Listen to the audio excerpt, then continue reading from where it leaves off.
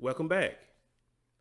In this particular segment, we're going to examine something that I speak extensively about on this particular platform, the notion of manhood or positive masculinity, as I would call it. Now, if you talk to different people, you'll get a varied response as to what manhood really is and how it manifests itself in society. Uh, there are individuals that feel like manhood in general is toxic, and then you have individuals that feel that there should be no standard when it comes to manhood. As long as an individual is not hurting himself or someone else, he should be free to express himself as he pleases. So, now what is a good working definition? What is a standard that we can look to as far as manhood is concerned? Well, we don't have to look far. Judge Joe Brown, in his recent interview with Mark Lamont, he defines what manhood is, and he does it succinctly in a few words, and yet what he says is very powerful. So let's get into it and see exactly what Judge Brown thinks manhood is. Neighbors. And the other thing is, it's not guns. It's not any excuse. It's we have got a lack of manhood and masculinity in our neighborhoods. See, masculinity is the imposition of a set of behavioral standards on a boy. So when the boy grows into a man, he has some things he has to do that he cannot get away with, that he is compelled to look to, making where he lives a better, safer, more secure place filled with economic prosperity, sense of purpose, morality, and ethics. He is a man of public peace, dignity, and order, who is a man of peace, who can be a brave and courageous man when necessary. Wow, that was very powerful. Uh, Judge Brown is here defining for us what manhood really is. And really, the kind of manhood that he's describing, as he mentioned, is in short supply. Maybe that's because the standards that he's mentioning are viewed as something that's old fashioned, something that's traditional, something that's outdated.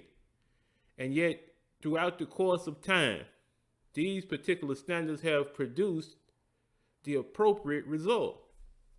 When we were held to a standard of manhood, families were stronger.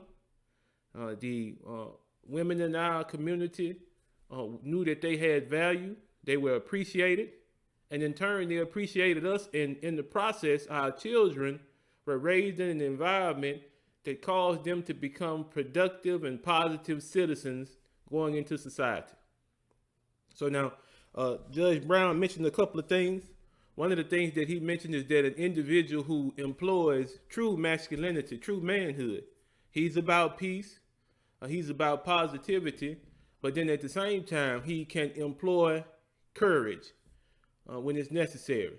When there's a situation that calls for him to stand up and speak out against something that may be harmful to the community, or stand up and speak out and advocate a better way of doing things, then this is part of masculinity. This is part of manhood. And then he talked about how it is that manhood, masculinity originates when there is a set of standards that are imposed on a young boy. So from the beginning, we can see that manhood is pivotal to the growth and the process of becoming an individual who is balanced, especially in the male's perspective. You have to have standards and boundaries imposed upon you. Those standards and boundaries create structure. And in dealing with structure, now you're preparing that particular child to go out into the world, because there's going to be boundaries, there's going to be standards that are going to be required of him.